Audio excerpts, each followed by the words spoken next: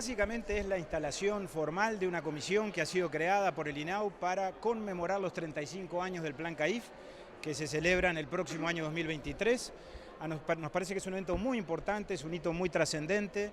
El país ha venido recorriendo en estos 35 años un camino certero en cuanto a la atención a la primera infancia, en cuanto al desarrollo de un sistema como el Plan CAIF, que le ha dado respuestas a las familias, que le ha dado respuestas a la gente y que ha implicado la posibilidad, por lo tanto, de invertir en los más chiquitos con las consecuencias benéficas que eso tiene para los niños, sus familias y para la comunidad. Aspiramos a que esta comisión, como lo dijimos recién, no haga solo o no planifique o proyecte exclusivamente festejos, celebraciones, que los tendremos que hacer porque hay motivos para hacerlo. Queremos que esta comisión también trabaje en seguir desarrollando el sistema, en introducir mejoras en el plan.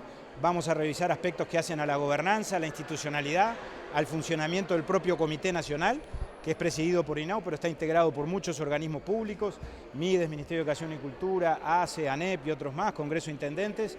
Y queremos también que de esta comisión surjan posibilidades de trabajar en aspectos culturales. Nosotros necesitamos que las familias se sigan involucrando con los centros CAIF, sobre todo en las zonas de contexto más complejo, que es a donde se están dirigiendo precisamente los esfuerzos de la ampliación de la cobertura. Ahí es necesario que las familias entiendan que es importante que los niños vayan. Más allá de que la asistencia es voluntaria, es muy importante vincular a los niños, anotarlos, llevarlos a los comités del Plan CAIF, a los centros CAIF, y que a partir de allí, por lo tanto, la asistencia y la concurrencia sea asidua y permanente. En todos esos aspectos vamos a estar trabajando, sin perjuicio de que vamos a seguir ejecutando el plan de ampliación de la cobertura, que este año arroja cifras y números bien alentadores cuando estamos cerrando el 2022. Estamos hablando de que en el 2022 se generaron 3.490 cupos, esto supera la meta que nos habíamos trazado, que era algo menor, era de 3.300 cupos para el 2022, y tenemos ya todo pronto, hemos echado las bases y los procesos están en marcha para la apertura el año que viene de más de 41 centros CAIF y las ampliaciones de decenas de centros CAIF más, que van a permitir el año que viene dar el salto de 8.000 cupos más, que es la meta que tenemos trazada para el 2023.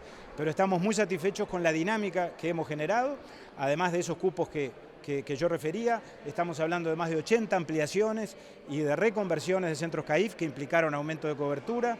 Estamos hablando de la construcción de 47 salas móviles que están en plena construcción en este momento en distintos centros CAIF, con ampliación física y ampliación en cuanto a la atención, de manera que, reitero, terminamos el año conformes con lo que hemos hecho porque estamos cumpliendo con lo que nos trazamos cuando el gobierno anunció el refuerzo de la inversión en primera infancia. ¿Un aumento de la demanda, como pasa por ejemplo en las escuelas, de que del lado privado se ha pasado al público? ¿Sucede algo similar con los pequeños menores de 3 años? Relativamente, nosotros tenemos un sistema, el Plan CAIF, que tiene 60.000 cupos aproximadamente, a los que se agregan estos 3.000 cupos que yo mencioné, que ampliamos en el 2022. Hay situaciones de demanda insatisfecha en determinados centros y en determinadas zonas en particular, que es precisamente hacia donde estamos dirigiendo el esfuerzo de ampliación de la cobertura, de expansión, de extensión, de ampliación de los centros que ya existen o de apertura de centros nuevos, pero los jardines de infantes privados siguen funcionando con total normalidad. INAU tiene ahora a su cargo la fiscalización, el control y la habilitación. Estamos hablando de más de 300 jardines de infantes que en términos generales se han mantenido estables y consistentes. Inclusive ha habido un avance muy importante de un programa que es el de las becas BIS, es el programa de financiamiento de asistencia de niños a los jardines de infantes que impulsa el MIDES con apoyo del INAU cuando no hay en las cercanías de la residencia de esa familia o de ese niño un centro CAIF o un jardín de infantes de la ANEP. De manera que en ese sentido creo que el sistema está en equilibrio y al mismo tiempo en pleno desarrollo y avance, con una gran articulación con el MIDES, en este programa que acabo de mencionar, y con ANEP también, porque no olvidemos que en la franja de 3 años, allí con ANEP tenemos una competencia compartida. Los niños de 3 años asisten o bien a un centro CAIF o bien a un jardín de infantes de la ANEP, y hemos generado una articulación que nos ha permitido, por ejemplo, detectar más de 1.100 cupos en lugares donde será ANEP la que brinde la atención y ahí no será necesario que INAU concrete el avance o la ampliación de sus propios centros. ¿Cuántos funcionarios trabajan en los CAIF?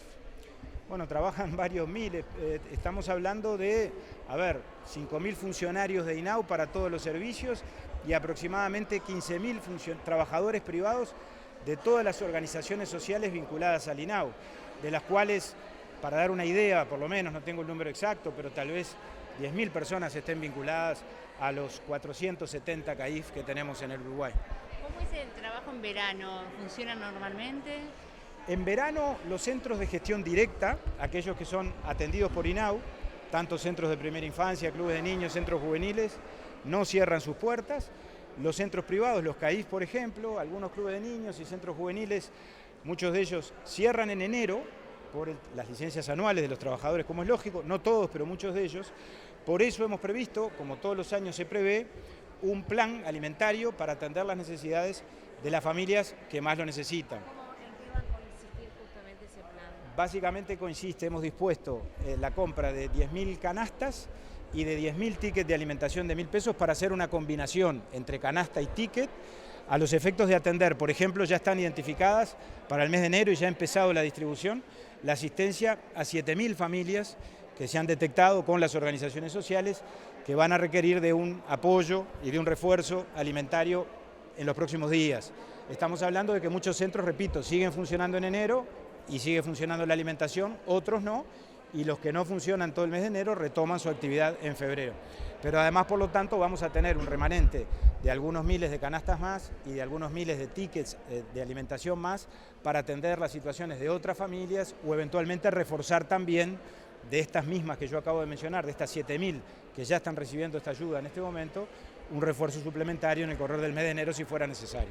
Abdala, ¿se aprueba hoy o está previsto que se apruebe tenencia compartida del proyecto?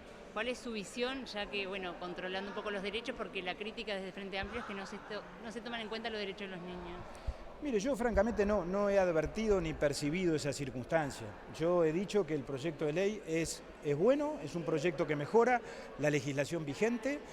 No estoy al tanto de las eventuales modificaciones que se puedan haber introducido en la Cámara de Diputados, pero entiendo que están trabajando sobre la base del proyecto que aprobó el Senado y creo que ese es un proyecto satisfactorio en la medida en que no impone ninguna tenencia compartida, simplemente la declara como un objetivo que el juez y la justicia de familia debe perseguir en el concepto de la corresponsabilidad en la crianza, y creo que queda claramente en manos del juez la potestad jurisdiccional de definir lo que sea mejor para el interés superior del niño. Yo lo que he dicho, para resumirlo en pocas palabras, es que el proyecto en ningún momento pierde el norte en cuanto a lo que establece como eje fundamental el Código de la Niñez, que es el interés superior del menor. Todo debe definirse, lo que se defina en última instancia, en función de lo que para ese niño sea mejor.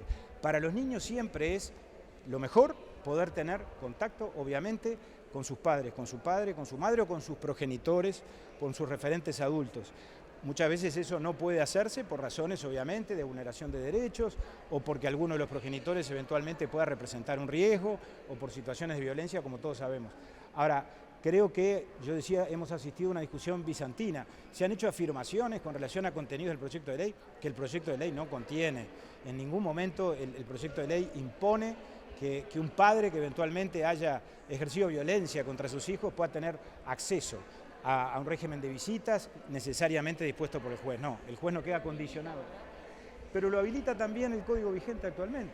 Es decir, en ese sentido yo creo que no hay cambios. Lo que a mi juicio hace el proyecto que el Parlamento está analizando es reglamentar lo que el Código ya establece en cuanto a que cuando se produce la separación de los progenitores, lo primero es el acuerdo de voluntades. Y si el acuerdo de voluntades no se da, pues entonces es el juez quien debe, de acuerdo a la sana crítica y de acuerdo al interés superior del niño, definir qué es lo mejor para él. Yo creo que el proyecto no se aparta de eso. Y eso a mí me parece saludable, como también me parece saludable establecer plazos, que estas cosas se definan en el sentido que se deban definir lo más rápidamente posible, porque si no las consecuencias las pagan los niños. Y cuando se dice que el proyecto es adultocéntrico, yo creo que adultocéntrico es que los niños queden de rehenes de las disputas de los mayores. Creo que el proyecto ayuda o se dirige a poder conjurar esas circunstancias. ¿A usted le consta o conoce de casos en donde la justicia haya estado sesgada contra el padre? Mire, yo, si usted me pide rápidamente o me apura que le cite un caso concreto, probablemente tenga dificultades de hacerlo. Ahora, no descartaría esa posibilidad porque las decisiones judiciales son decisiones de los seres humanos y por lo tanto muchas veces pueden ser subjetivas. Pero parto de la confianza plena en la justicia de mi país. Yo creo mucho, como hombre formado en el derecho, que soy, y además como ciudadano del Uruguay, que nosotros tenemos una justicia independiente, profesional e independiente. Ahora, independientemente también de que haya que prevenir aquellas situaciones de actuaciones deshonestas de algún funcionario público, no necesariamente de un juez, de algún técnico del INAU, de algún magistrado judicial, me parece que no podemos legislar desde la desconfianza. Tenemos que legislar desde la mejora de los sistemas y desde la mejora de la legislación vigente. Y repito, yo creo que si leemos el sentido literal de lo que el proyecto establece, tendríamos que concluir sin mayores dudas que esto mejora lo que ya está y que en tal caso no asume riesgos innecesarios, que si ocurrieran, por supuesto, yo sería el primero en denunciarlos.